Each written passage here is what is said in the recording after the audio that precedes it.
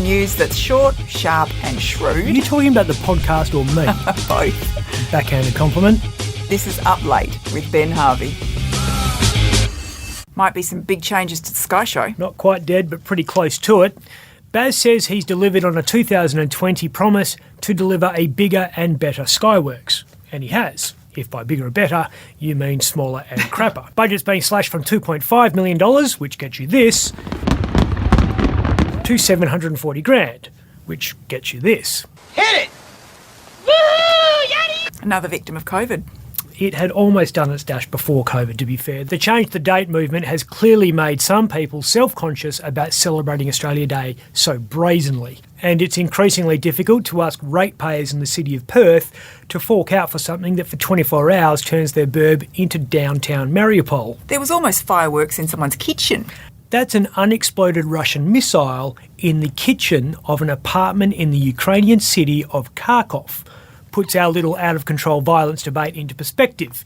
You know life's loose when you have an undetonated bomb next to your kitchen sink and you take time to make a TikTok about it. This cracker night has been a pain in the arses of every Lord Mayor we've had since the first event in 1985. Stand by, Perth. The sky's about to explode with the 96 FM stereo Sky Show. We called it the Sky Show back then. Really hit its stride in 1988 when we put on an extra large show and a live performance by the Mucky Duck Bush Band to celebrate the bicentenary. The duck, there's a blast from the past. It wasn't the Skyworks until 1996 when Lotto got naming rights. The Lotto sponsorship meant the Australia Day fireworks didn't need a state government bailout, which was a good thing because the Premier at the time, Richard Court, was going full Reverend Shaw from Footloose and saying he would only pay for it if the music was toned down. To be fair, those bush dancers were rowdy. The Lotto funding deal was so controversial that two City of Perth councillors got in a punch-up over it. Councillors Bert Chidori and Bill Sutton took the earrings out and started chucking furniture at each other at Council House. Baz has it easy. And he's not the first mayor defending this thing. Peter Nattrass, you remember him? Yep. Lord Mayor in 2007 says that year's event was the greatest spectacle Perth has ever seen. This is what the news report said. The event ended with two barges catching fire and burning debris raining on foreshore revellers, sparking spot fires in South Perth. And a boat also sank at the Coode Street jetty. Yep, a roaring success. Would you be sad to see it go? I'm sad to see another bit of daggy Perth disappear. The Sky Show's been Percy Penguined out of existence. And I hope that generations to come will talk about the strange period in history when 300,000 West Australians got pissed up on bush tooks and breezes and belted the living shit out of each other on the foreshore while listening to Icehouse, before drink driving to Northbridge or Scarborough to continue getting their punch on.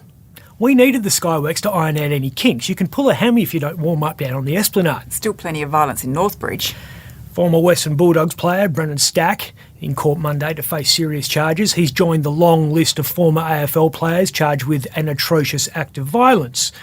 Judge has denied him bail. He and co-accused Shai Martin are behind bars until at least the end of the month. The incident has sparked debate about how we can stop violence in Northbridge. We're talking about the need for more cops. Again. More money. Again. Curfews. Again. Better lighting, community patrols, identity checks and scans at pubs. We've done it all. And still people end up in hospital. Unfortunately, the unavoidable reality is you could have 1,000 cops in Northbridge and you're still going to have terrible things happen to innocent people. The most dangerous thing on earth is always going to be a young man who's pissed up or methed up at 2 a.m. Or a bikie in between clubs. Dane Brakovic has been charged with 2 counts of displayed insignia of an identified organisation in a public place. One of the public places being a shopping centre, which I assume has a store that sells garish jewellery. The alleged incidents were on January 21 in Ascot and January 30 in Belmont. I don't understand how he's just been charged. Or just charged twice. He's got HAMC on his nose, for f***'s sake. Anytime this guy goes outside without an IRA balaclava on, he's breaking the law. I assume he's going to plead guilty, or he might try to convince the judge he's a rusted-on fan of Japanese heavy metal tribute band High and Mighty Colour. As far as we know, he still hasn't joined another gang. Still looking for somewhere to belong. Bit like the Prime Minister. Yeah. He's lost another ally.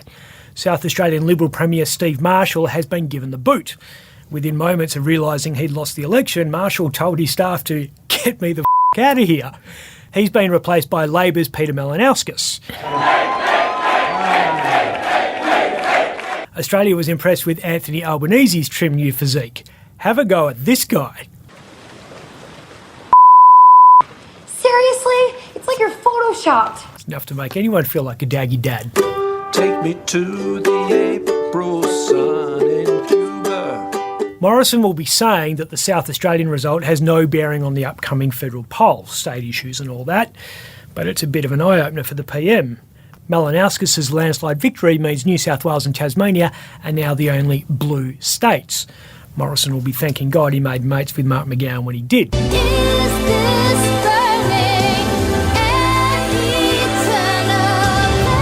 He's welded himself to McGowan's hip, and he's now going to have to stay there until the last vote is counted, whether he likes it or not. Our Premier is charmed. Oh, COVID cases dropped for the 4th consecutive day, and we are now at the point where elective surgery is back on the agenda. Amber Jade Sanderson credits the government's strong pandemic management for the lower than expected number of cases. Everyone with half a brain credits the fact that nobody is actually getting tested. We're in the middle of what McGowan told us was the most dangerous period for COVID. The peak is about to hit us, and on Sunday, only 11,000 people got PCR swabs.